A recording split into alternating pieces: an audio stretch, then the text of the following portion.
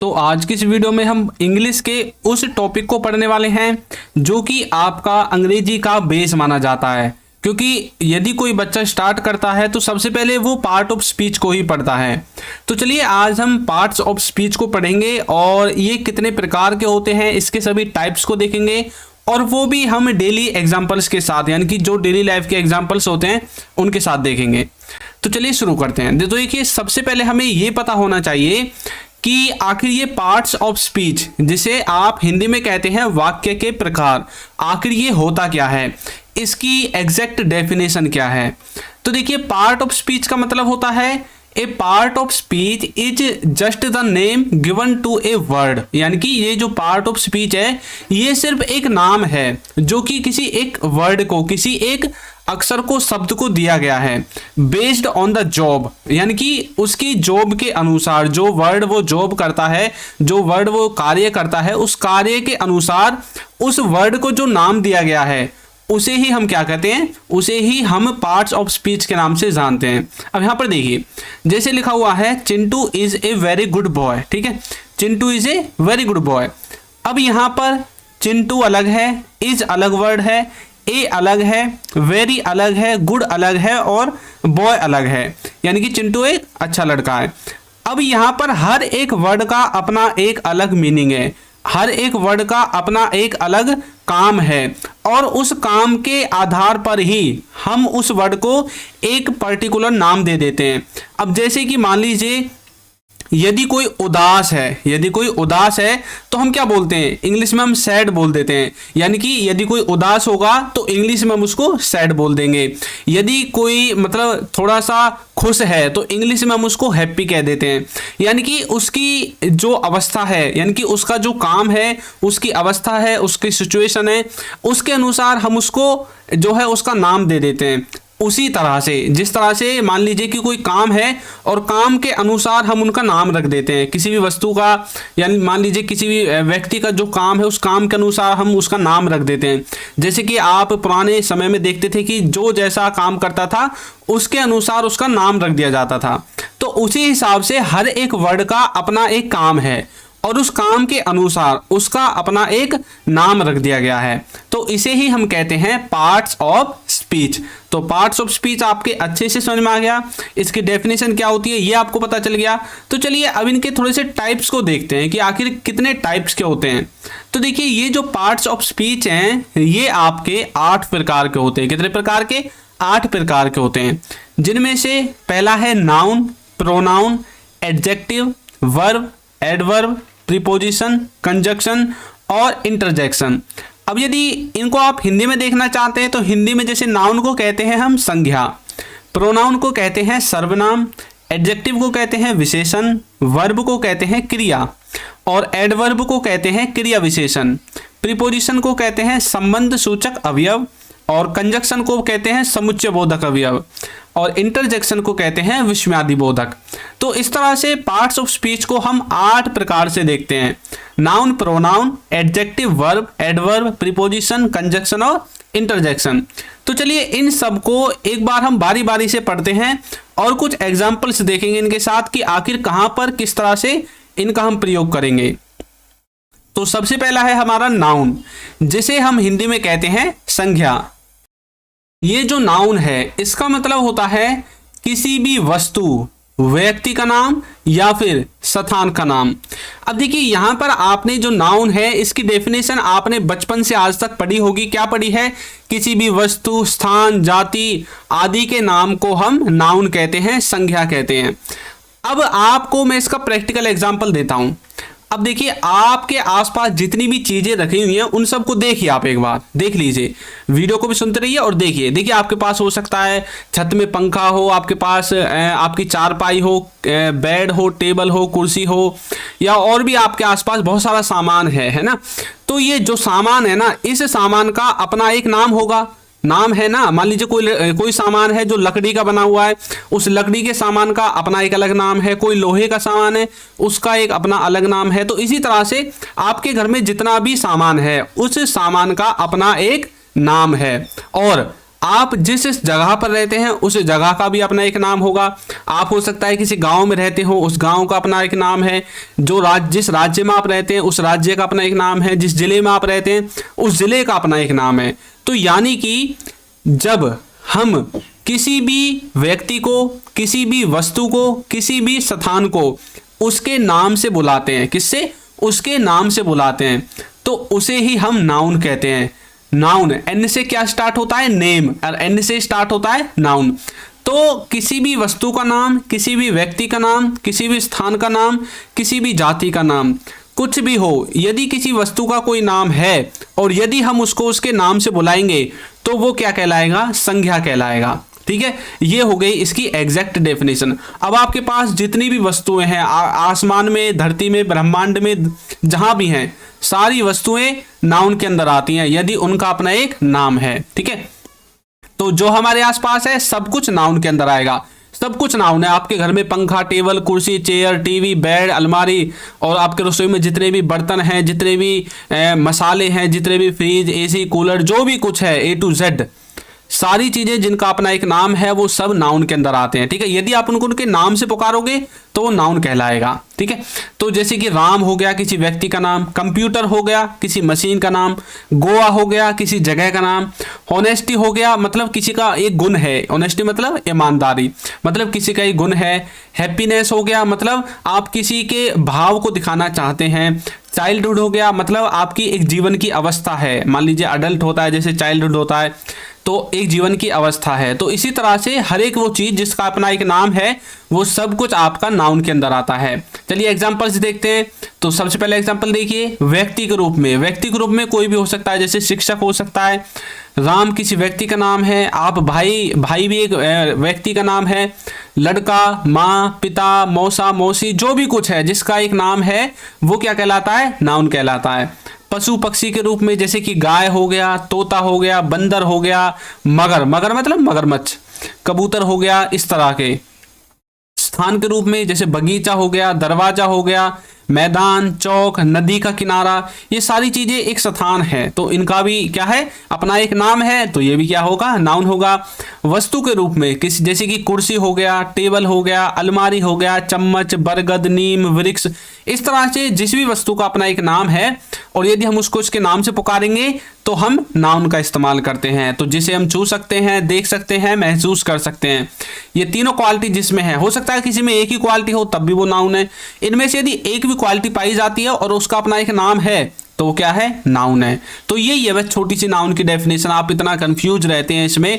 हमारे आसपास जितनी भी वस्तुएं हैं, जितनी भी चीजें हैं, उनका अपना एक नाम है। यदि हम उनको उसके नाम से बुलाएंगे तो वो नाउन कहलाएगा। ठीक है, नाउन मतलब संज्ञा। अब आ जाता है प्रोनाउन। अब देखिए आपको नाउन समझ में आ गया ना, तो प्रोनाउन समझना सिर्फ 2 सेकंड का काम है। प्रोनाउन को हिंदी में हम कहते हैं सर्वनाम। क्या कहते हैं? सर्वनाम। अब ये जो प्रोनाउन है ना, यहां पर देखिए प्रो प्लस नाउन, यानी कि इसमें नाउन आया हुआ है पहले से ही। तो मतलब क्या है? देखिए, a pronoun is a word which is used in a place of noun. Pronoun एक ऐसा शब्द है जो कि कहां पर प्रयोग होता है? नाउन के स्थान पर। तो नाउन के स्थान पर जिस शब्द को, जिस वर्ड को हम यूज करते हैं वो ही आपका प्रोनाउन यानी कि सर्वनाम कहलाता है। अब ये देखिए, जैसे कि ही हो गया, सी हो गया, आई, यू, मी, दे, वी, ये सब के सब क्या है? आपके प्रोनाउन है। ठीक है, अब ये नाउन के स्थान पर कैसे यूज होते हैं? अब जैसे यहां पर ही लिखा हुआ है, अब ही आपको ये तो पता है कि ही हम किसी लड़के के लिए यूज करते हैं। अब मान लीजिए मेरा नाम है भाई चिंटू। अब यदि कोई मुझे ये बोले कि भाई चिंटू आ रहा है, ठीक है, उसने मेरा नाम लेकर बोला है, मतलब उसने नाउन के अंदर अपने सेंटेंस को बना दिया है कि भाई चिंटू आ रहा है। ठीक है, अब यदि वो मेरा नाम ना लेकर वो बोले वह आ रहा है, मतलब उसने मेरा नाम जो चिंटू था उसके स्थान पर किसका प्रयोग कर दिया? वह का। तो मतलब नाउन के स्थान पर उसने प्रोनाउन का इस्तेमाल कर दिया। तो अब ये क्या हो गया? प्रोनाउन हो गया। नाउन के स्थान पर जिस भी वर्ड का हम यूज करते हैं वो प्रोनाउन कहलाता है। लड़की के लिए सी का इस्तेमाल करते हैं। जैसे कि हम बोलने लगे, मान लीजिए किसी लड़की का नाम है रजनी, हम बोलने लगे कि रजनी जा रही है। ठीक है, बोल दिया हमने। लेकिन यदि हम उसका नाम ना लेकर हम ये बोले कि वह जा रही है, तो हमने क्या किया, उसका जो नाम था उसके नाम के स्थान पर वह लगा दिया। अब हिंदी में वह है और इंग्लिश में वह को हम सी लगाएंगे क्योंकि वो लड़की है, तो इसीलिए इनको कहते हैं प्रोनाउन। अब देखिए जैसे कि राहुल अच्छा लड़का है, तो लिखा हुआ है Rahul is a good boy. मैंने बता दिया था यदि किसी का नाम है और उसके नाम से यदि हम उसको बुलाएंगे तो वो क्या कहलाएगा, नाउन। अब यहाँ पर जो राहुल है ये क्या है, नाउन है। मैं देखिए यहाँ पर लिखा हुआ है, तो राहुल क्या है, नाउन है। लेकिन यदि हम बोले कि वह अच्छा लड़का है तो मैंने लिख दिया he is a good boy. अब हमने क्या किया, हमने किया कि राहुल के स्थान पर हमने ही का इस्तेमाल कर दिया। मतलब नाउन के स्थान पर हम जिस भी शब्द का यूज करते हैं वो शब्द आपका प्रोनाउन बन जाता है।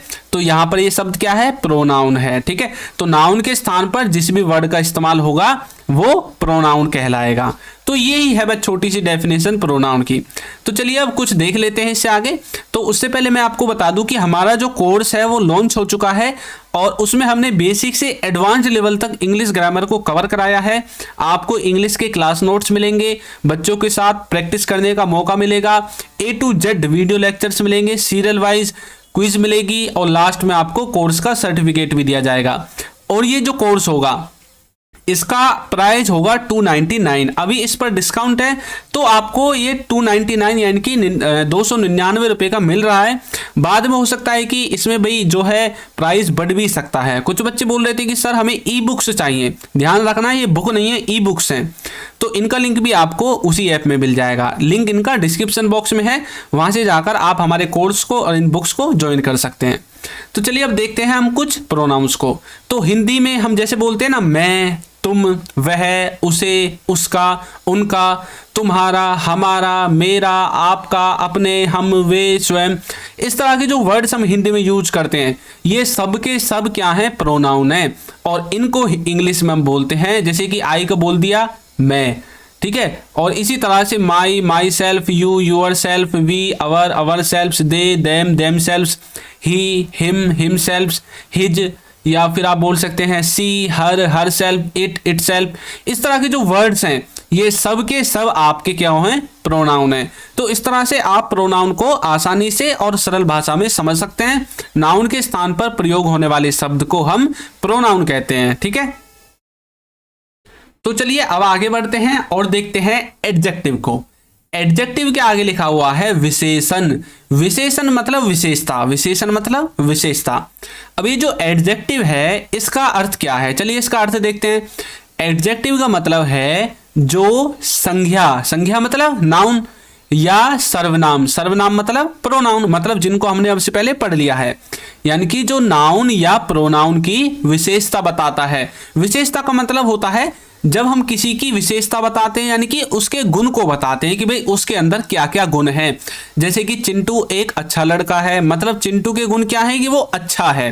तो मतलब जब हम संज्ञा या सर्वनाम की विशेषता बताते हैं, अब यदि हमने किसी का नाम यूज कर दिया जैसे कि राहुल अच्छा लड़का है, तो मतलब संज्ञा हो गया, मतलब राहुल की विशेषता बता दी। अब राहुल के स्थान पर वह यूज कर दिया, वह अच्छा लड़का है, मतलब अब प्रोनाउन की विशेषता बता दी। ठीक है, अब देखिए जैसे कि विशेषता में क्या क्या चीज आती है, जैसे कि बैड, बैड माने बुरा, जैसे कि वह बुरा है, मतलब उसकी विशेषता यह है कि वो बुरा है। हॉट, हॉट माने गरम, जैसे कि चाय गरम है, अब चाय की विशेषता क्या है, वो गरम है। यदि ठंडी हो जाएगी तो बोल देंगे कि भाई चाय ठंडी है। ब्यूटीफुल मतलब कोई व्यक्ति या फिर कोई लड़की वगैरह सुंदर है, तो उसकी विशेषता क्या है कि भाई वो सुंदर है। रेड, रेड मतलब किसी कलर का नाम है, कलर यानी कि रंग। अब मान लीजिए कि पेन है, भाई ये पेन रेड है, मतलब इस पेन की विशेषता है कि यह लाल है। टॉल मतलब लंबा, मतलब जैसे कि वह लंबा आदमी है, मतलब उसकी विशेषता है कि वो लंबा है। स्तंभ मतलब कुछ, होल मतलब पूरा। तो चलिए देखते हैं आगे, जैसे कि राम इज टॉल, ठीक है, तो यहाँ पर लिखा हुआ है राम लंबा है। अब ये जो राम है, ये राम क्या है, किसी व्यक्ति का नाम है, और जब किसी के नाम को, जब किसी व्यक्ति को हम उसके नाम से पुकारते हैं तो वो क्या हो जाता है, नाउन हो जाता है। तो ये तुमने अभी पढ़ा था पीछे, तो राम क्या है, नाउन। तो राम इज टॉल यानी कि राम लंबा है, तो राम की विशेषता क्या है कि वो लंबा है। ठीक है, अब राम के स्थान पर मान लीजिए हमने ही लिख दिया, ही इज टॉल। अब ही क्या है, राम के स्थान पर हमने प्रयोग कर दिया है उस वर्ड का, ही का, तो मतलब ही क्या है, प्रोनाउन है। नाउन के स्थान पर जिसका भी प्रयोग करेंगे वो प्रोनाउन बन जाएगा। तो एडजेक्टिव हमने क्या देखा कि राम लंबा है, ठीक है। दिस पेन इज रेड, यानी कि यह जो कलम है, कलम यानी कि पेन जो भी है, यह कलम लाल है। तो इस कलम की विशेषता क्या है, इस पेन की विशेषता क्या है, इसकी विशेषता है कि यह लाल है। तो इस तरह से आप एडजेक्टिव यानी कि विशेषण का इस्तेमाल कर सकते हैं, ठीक है। अब आता है आपका नेक्स्ट, क्या है, वर्ब। वर्ब का हिंदी में मतलब होता है क्रिया, और यदि इसको और सरल रूप में बोलें तो क्रिया यानी कि काम। जो भी काम हम करते हैं, अब मैं क्या काम कर रहा हूं, मैं कर रहा हूं आपको पढ़ाने का काम। आप क्या काम कर रहे हैं, आप काम कर रहे हैं पढ़ने का। तो मतलब एक तो ये वर्ब हो गई। वर्ब कई तरह की होती हैं, तो वर्ब को यदि आपको अच्छे से समझना है कि वर्ब कितने टाइप्स की होती हैं, तो आपको कुछ नहीं करना, यूट्यूब पर सर्च मारना है वर्ब बाय चिंटू सर, बस इतना सा आपको सर्च करना है और आपको वर्ब की वीडियोस मिल जाएंगी। देखिए वर्ब क्या है, a verb is a word. Verb एक वह शब्द है विच शोज, जो दिखाता है एन एक्शन। एक्शन यानी कि जब आप चलते फिरते हैं, इनको एक्शन ही तो बोलते हैं। वो एक्शन नहीं जो फिल्मी डायलॉग, मतलब जो फिल्म में एक्शन करते हैं वो एक्शन नहीं। एक तरह से ये वो एक्शन है जो आप फिजिकल रूप से कार्य करते हैं। एक्शन का मतलब है फिजिकल रूप से कार्य करना। स्टेट, स्टेट का मतलब होता है, ये वो वाला स्टेट नहीं है आपके राज्य वाला स्टेट, ये वो वाला स्टेट है जो आपकी अवस्था को दिखाता है। रिलेशन, रिलेशन का मतलब तो आप जानते होंगे, किसी से संबंध को दिखाना। और पजेशंस, पजेशन का मतलब होता है कि आप किसी चीज पर अपने अधिकार को दिखाते हैं, अपने स्वामित्व को दिखाते हैं। तो ये जो वर्ड्स होते हैं जो इन सारी चीजों को दिखाते हैं, उन्हें हम कहते हैं वर्ब। हो सकता है कि आपको कुछ कंफ्यूजन हो, लेकिन देखिए अब कंफ्यूजन नहीं होगा, भाग गया ना कंफ्यूजन। तो ये जो वर्ब है ना, इसके अंदर ये सब कुछ आते हैं, जैसे इज हो गया, एम हो गया, आर हो गया, was, were, has, have, had, will, ये सब के सब वर्ब के अंदर ही आते हैं। लेकिन ये आपकी हेल्पिंग वर्ब है, और जैसे यहाँ पर लिखा हुआ है रेड कलर में प्ले, राइट, ये आपकी मेन वर्ब है। तो वर्ब कई टाइप्स की होती है, मैंने पहले ही बताया था आपको। जैसे कि नितेश इज प्लेइंग, अब यहाँ पर क्या लिखा हुआ है, नितेश खेल रहा है। तो देखिए नितेश क्या है, किसी व्यक्ति का नाम है, तो ये क्या हो गया, ये हो गया नाउन। इज क्या है, इज यहाँ पर हेल्पिंग वर्ब है। प्लेइंग, प्लेइंग क्या है, यहाँ पर मेन वर्ब है। तो देखिए दो वर्ब हो गई ना, एक इज हो गया, एक प्लेइंग हो गया। तो एक वाक्य में एक से ज्यादा वर्ब भी हो सकती हैं। आई हैव ए कार, तो यहाँ पर जो हैव है ये क्या है, वर्ब है। आई हैव ए कार, मेरे पास एक कार है, ठीक है। तो इस तरह से आप किसका, वर्ब का इस्तेमाल कर सकते हैं। तो देखिए जो क्रिया, क्रिया यानी कि वर्ब, वर्ब जो है वो दो प्रकार की होती है। कैसे, देखिए एक होती है मेन वर्ब, जैसे कि play, run, jump, cut, put, right, read, dance, ये तो आपने सुने होंगे ना। मतलब जो हम फिजिकल रूप से कार्य करते हैं उसे हम मेन वर्ब कहते हैं। तो अब देखिए जो हेल्पिंग वर्ब है उसमें आपके is, am, are, was, were, has, have, had, will, ये जो भी कुछ बच जाता है, जिन आप टेंसेज में पढ़ते हैं ना हेल्पिंग वर्ब, वो सब कुछ आपकी हेल्पिंग वर्ब होती हैं। तो इस तरह से मुख्य रूप से तो दो ही भागों में बांटा गया है। बाकी इनमें ट्रांजिटिव, इंट्रांजिटिव, रेगुलर, इररेगुलर, इसी तरह से बहुत तरह की वर्ब्स होती हैं। ऑक्सिलरी वर्ब्स, मॉडल वर्ब्स, बहुत जो है बहुत सारी होती हैं। तो इस तरह से आप इनका बेसिक क्लियर कर सकते हैं। नेक्स्ट है एडवर्ब। एडवर्ब क्या है, ये जो एडवर्ब है ना, ये हमने जो पीछे एडजेक्टिव पढ़ा था, ये थोड़ा सा उसका बड़ा भैया है। क्या है, बड़ा भैया। जो एडजेक्टिव था वो तो खाली विशेषता बता रहा था, उसको हम कहते हैं विशेषण। एडजेक्टिव को तो वो तो खाली विशेषता बता रहा था, लेकिन जो एडवर्ब है ना, ये विशेषता से थोड़ा बढ़कर बताएगा कि उसकी जो विशेषता है वो कितनी है, कम ज्यादा है, ऊपर नीचे है, किस तरह की विशेषता है। भाई ज्यादा विशेषता है, जैसे मान लीजिए कि पेन काला है, अब इसकी ये तो विशेषता हो गई कि वो काला है, लेकिन कम काला है, ज्यादा काला है, ये ऊपर की विशेषता हो गई, यानी कि एडवर्ब। देखिए जो किसी वर्ब या एडजेक्टिव की विशेषता बताए, अब एडजेक्टिव हमने पीछे बताए, तो ये क्या करेगा, एडवर्ब एडजेक्टिव की भी विशेषता बता देगा। देखिए इसमें हम यूज करते हैं, सबसे ज्यादा तो हम यूज करते हैं वेरी का। किसका, वेरी का।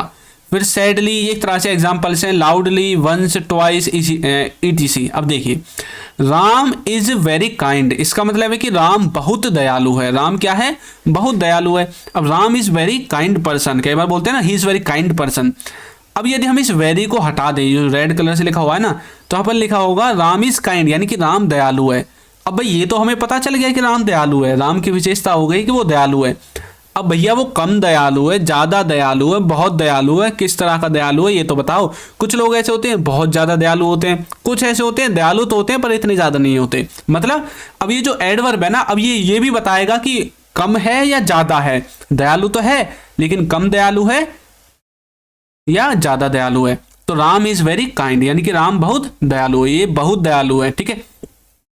ही वॉक्स वेरी स्लोली, वह बहुत धीरे चलता है या फिर भागता है। अब देखिए ही वॉक्स, वॉक्स माने चलना होता है वैसे, तो ही वॉक्स वेरी स्लोली। अब यदि हम बोले ही वॉक्स स्लोली, थोड़ी देर के लिए इस वेरी को भूल जाइए, ही वॉक्स स्लोली मतलब वह धीरे चलता है या फिर धीरे भागता है।